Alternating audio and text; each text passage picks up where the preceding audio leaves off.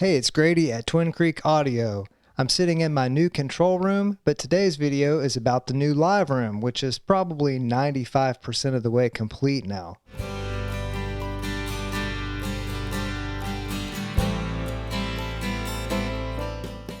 So here's a photo of what the live room looked like when I first moved in here. Now let's go check out what it looks like now. Uh-oh, stop. I don't want to stop. I want to go into the tracking room now. Ha, that was cheesy. So here we are in the new tracking room. We've got the really cool light fixture up there with those mason jar style fixtures that are hanging there at different levels. That looks really cool. Got kind of a barn looking tin ceiling. And then the OSB walls, which I've painted. So we finished the trim around the edges of the new flooring in here. And I've got my keyboard over there sitting on a stand. Of course, we got a mic panel. That's a heater.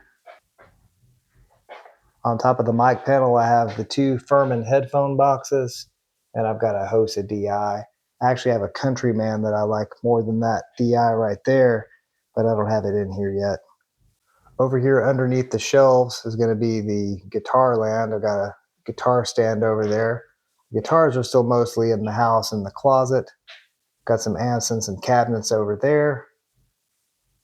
And over here is the drum kit. Let me back up so you can see the drum kit. This is the 67 Ludwig kit that I had in the old studio. It's a really nice sounding drum kit. And I bought a brand new rug to have the drums on. So we got the drum rug. I used my typical technique with the drums to find the best spot in the room to put them.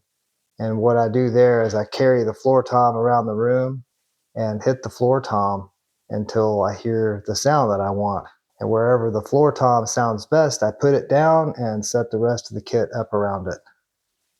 It's not a very scientific way to do it, but it has worked for me a lot of times in the past. There's a wider angle of the drum kit.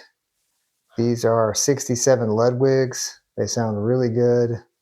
One of my favorite kits to record in the studio. Of course, my snare is a much newer Ludwig Acrolite. I don't know if you can tell very well on the video, but I have the hi-hat set up pretty high. That's to minimize bleed into the snare mic. And I kind of do the same thing with the ride cymbal over here. It's a little bit higher than a lot of drummers would have it, so that I don't have as much ride bleed into the floor tom mic. Up here I have some guitar hooks to hang 4 instruments from on that wall. And of course the guitar rack, which actually rolls around. My dad actually made that guitar stand rack thing there custom for me. I've got some extra cymbals over there. And again, we have the amps and speakers over here. The photo I showed a minute ago of what this room looked like when I first moved in here, you could probably see that there were shelves like this and workbenches all the way around this room. And these are the only ones that I left. Of course, I cleaned them up and added a little bit of trim to make them look a little bit nicer, but still keeping the kind of rustic look. Really hoping that these shelves provide a little bit of diffusion that will hopefully make the room sound a little bit better. Of course, the sound's probably going to change a little bit when I put a lot more stuff on these shelves, but we'll see generally what the room sounds like in the next few videos. Set up a stereo system in here just for listening to music. I've got this pair of vintage KOH Model 17 speakers that are up there sitting in the shelves. And I've got a couple of receivers and a 5-disc CD changer over there. I don't have any of that hooked up yet, but eventually it'll be nice to be able to listen to some music in this room.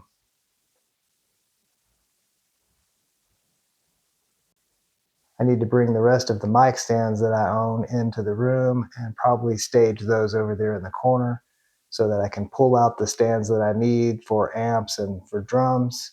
I don't have any mics on this drum kit yet, but that's going to be the next step. But basically this room is finished now, and I've already played drums in the room just to hear what the kit sounds like in here.